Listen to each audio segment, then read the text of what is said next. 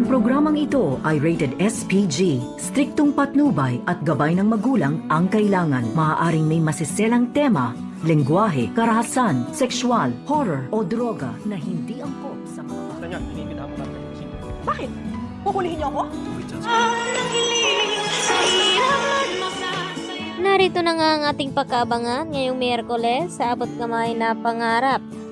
Sa wakas ay matagumpay nga itong operasyon na sinadjust dito ni Annalyn at hindi nga nasunod itong gustong mangyari ni Carlos Benitez dahil sinabi dito ni Giselle na si Annalyn ang dapat masusunod kung ano ang dapat gawin dito nga kay Don Pepe nang sa ganon ay mabuhay nga ito at hindi nga na nga nagtagal at inumpisahan na nga nila itong operasyon at bago nga gagawin, tinanong muna ni Carlos Benitez na kaya ba daw gawin ni Annalyn ang sinasabi nito.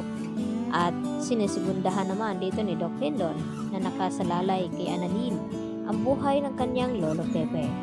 At dito naman na sinabi ni Annalyn na gagawin nga daw niya ang lahat nang sa ganon ay mabuhay lang at makasama niya itong kanyang lolo upang malaman na rin daw nila kung sino nga ang kumidnap kay Don Pepe at kung sino ang tumulak nito dahil sisiguraduhin nga dito ni Annalyn na pagbabayarin niya kung sino man ang nanakit dito sa kanyang lolo Pepe.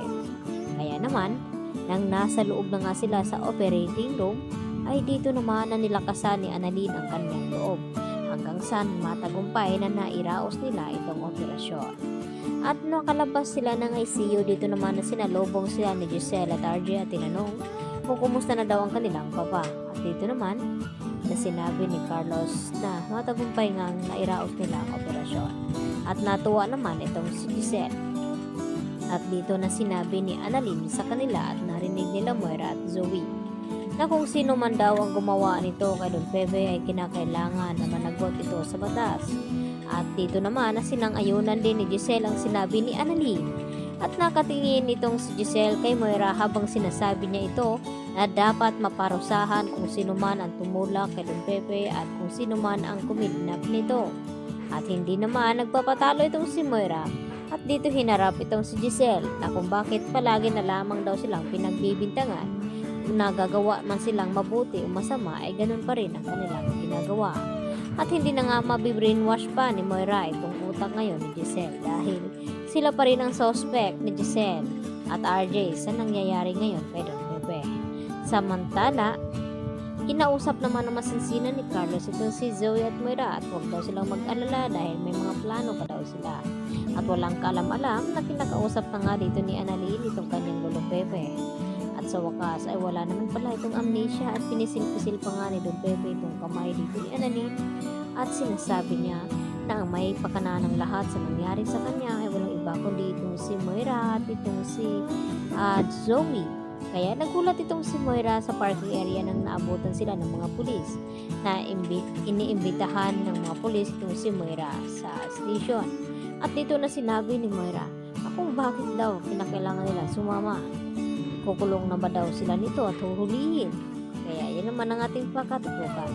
Lalo pa ngayon na may mga nakuha nga itong mga kapulisan na mga medical kit dito sa kotse ni Balahadja. At hindi lang iyon dahil ginamit din ito ni Don Pepe na naiwan doon sa loob ng rest house kung saan nila itinago itong si Don Pepe. At isa pa dito, itong kalamuti na nakasabit dito sa sapatos si Zoe kung saan nahulog nga itong si Don Pepe.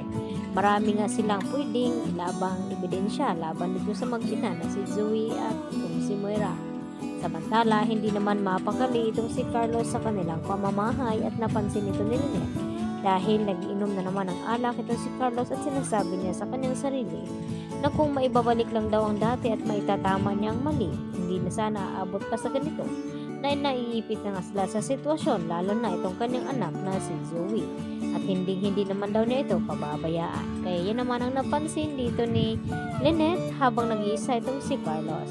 Kaya yan po ang ating pakatutukan bukas kung ano magiging kahinatnan sa mga ebidensyang nakuha ng mga pulis na nakadiin dito kina Moira at Zoe na kung paano nagkaroon ng medical kit doon sa pinukulungan ni Don Pepe. Yan lang po at marami pong salamat sa inyong panonood.